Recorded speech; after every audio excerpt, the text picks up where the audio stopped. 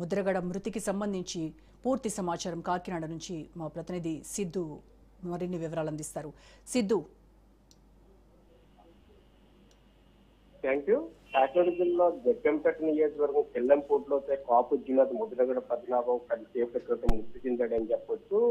ఎందుకంటే గత కాలంగా కూడా ఆరోగ్య పరిస్థితి ఆరోగ్య పరిస్థితి బాగాలేదని చెప్పొచ్చు. ఎందుకంటే తన గత కాలంగా కూడా ఏదైతే ఆరోగ్య పరిస్థితిలో హైదరాబాద్ తీసుకెళ్లే ప్రయత్నం చేసినప్పుడు అప్పుడు జగన్మోహన్ రెడ్డి ఇక్కడ కాకినాడ జిల్లాలో ఫ్లైట్ పెట్టి మరి తీసుకెళ్లి హైదరాబాద్ యశోద ఆసుపత్రికి వైద్య చికిత్స నిమిత్తం కూడా ఆయన కొన్ని రోజులు అక్కడ ఆరోగ్య పరిస్థితి కుదిరిపడ్డాక మళ్ళీ తన స్వగృహంకు రావడం జరిగింది. తర్వాత పరిణామాలు దృష్టిలో పెంచుకొని మళ్ళీ కొద్ది 15 రోజులు ఒక 4 రోజుల క్రితం కూడా మళ్ళీ అనారోగ్యం కూడా పాల్పడడం జరిగింది. అదే మళ్ళీ ఇక్కడ కిల్లంపూడి నుంచి తన స్వగృహం నుంచి హైదరాబాద్ యశోద ఆసుపత్రి నుంచి వేరే ప్రైవేట్ హాస్పిటల్ తీసుకెళ్ళినట్టు కూడా తమ తండ్రి కొంతకాలంగా కూడా అసలు ఆరోగ్య పరిస్థితి బాగోలేనప్పటికీ కూడా కొద్దిసేపు క్రితం చనిపోవడం జరిగింది. అయితే ముద్రగడ పద్మనాభం గత కొంతకాలంగా ఎంపీ కాకినాడ జిల్లాలో ఎంపీగా పనిచేయడం జరిగింది. ప్రతిపాది శాసనసభ నుంచి వ్యక్తి తన కెల్లంపూడి ఏదైతే ఉందో కెల్లంపూడిలో తన స్వగృహంలో కాపు ఉద్యమ నేత పేరుతో ఒక ఉద్యమాన్ని తీసుకెట్టిన నేపథ్యంలో కాపులు రాష్ట్ర వ్యాప్తంగా తన అభిమానం చాటుకుని తన అమ్మాయిని కూడా పెంచుకోవడం జరిగింది. ముద్రగడ పద్మనాభం ఉమ్మడి తూర్పు నాయకుడిగా తన రాష్ట్ర నాయకుడిగా కూడా ముద్రగడ పద్మనాభం ముద్ర వేసుకున్నాడని చెప్పొచ్చు. ఎందుకంటే రాష్ట్ర వ్యాప్తంగా ఏదైతే ఉద్యమం ఉందో కాపుల కోసం ఉద్యమం చేయడం కూడా మొదలుపెట్టిన ముద్రగడ పద్మనాభం చనిపోవడంతో రాష్ట్ర వ్యాప్తంగా కాపుల్లో విషాద స్థాయిని నిలుపుకున్నాయని చెప్పొచ్చు. ఎందుకంటే తన ఆంధ్రప్రదేశ్ ముఖ్యమంత్రి శోభా చంద్రనాయుడు గతంలో తెలుగుదేశంలో సుదీర్ఘంగా 2014 కొంతకాలంగా 2014 ముందు నుంచి కూడా సుదీర్ఘంగా టీడీపీలో తన సేవలు చేశాడని చెప్పొచ్చు.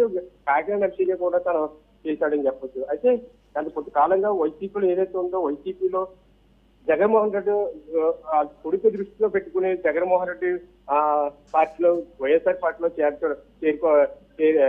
చేరడం జరిగింది. అయితే కొంతకాలంలో 2024 ఎన్నికలు ఉన్నాయో 2024లో పిఠాపురం నియోజకవర్గంలో పవన్ కళ్యాణ్ ఓడించకపోతే కాపు పద్మనాభం రెడ్డిగా మార్చుకుంటాను, నా పేరు రెడ్డిగా మార్చుకుంటానని కూడా అతను వ్యాఖ్యలు చేయడం ఉంది. అనంతరం పవన్ కళ్యాణ్ ఏదైతే మెజార్టీ వచ్చిందో తర్వాత వైఎస్ఆర్ పార్టీ ఓడిపోయిన అనంతరం కూడా తన పద్మనాభం రెడ్డిగా కూడా పేరు మార్చుకోవడం జరిగింది.